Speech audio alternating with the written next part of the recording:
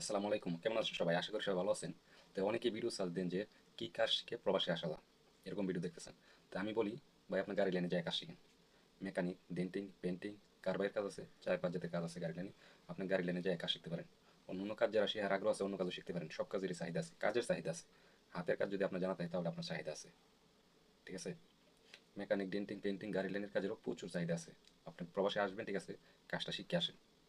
কাজটা যদি শিখে আসেন তাহলে আপনার ফায়দা। চেষ্টা করবেন কাজ শিখে আসার জন্য। হাতের কাজ জানা থাকলে আপনার চাহিদাই আলাদা। আমি প্রবাসে আসার পরে কাজ শিখছি, আপনারা চেষ্টা করবেন প্রবাসে থাকা অবস্থা হন ওভার টাইম হিসেবে যে কাজটা করবেন যাতে সে আর একটা কাজ হয়। কাজে মনোযোগ দিবেন, অবশ্যই আপনি শিখতে পারবেন। হয়তো 2 দিন আগের পরে একটু টাইম লাগবো, যদি আপনি শিখতে টাইম লাগে তো সময় দিন, সমস্যা নাই। আর দেশে যারা আছেন আপনারা কাজ শিখে প্রবাসে আসবেন আর গাড়ি লাইনে কাজ শিখতে পারেন। প্রচুর চাহিদা দেশের বাইরে, সারা পৃথিবীর মধ্যে চাহিদা আছে, আপনার কাজ শিখে বিদেশ আসেন। ওকে, আল্লাহ হাফেজ, ভালো থাকবেন। হাতের কাজ যদি জানা না থাকে তো এর মতো অবাক আর একটা নাই। হাতের কাজ শিখে প্রবাসে আসবেন। আমি এই দেশে আসার পরে কাজ শিখছি। তা আপনি চেষ্টা করেন, যদি প্রবাসে থেকে দেন কাজ শিখেন।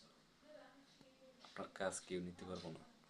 আর কাজ যদি আপনি শিখতে পারেন অথবা হাতের কাজ জানেন তাহলে আপনি সাকসেস।